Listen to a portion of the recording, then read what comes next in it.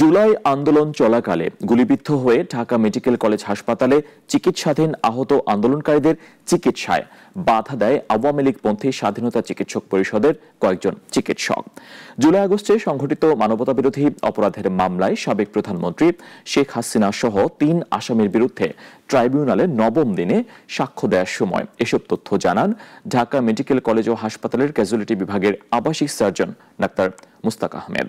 তিনি ছাড়াও হাসপাতালের সার্জারি বিভাগের সহকারী রেজিস্ট্রার ডাক্তার মনিরুল ইসলাম এবং মিটফোর্ড হাসপাতালে সহকারী পরিচালক ডাক্তার মফিজুর রহমান আজ ট্রাইব্যুনালে সাক্ষ্য দিয়েছেন।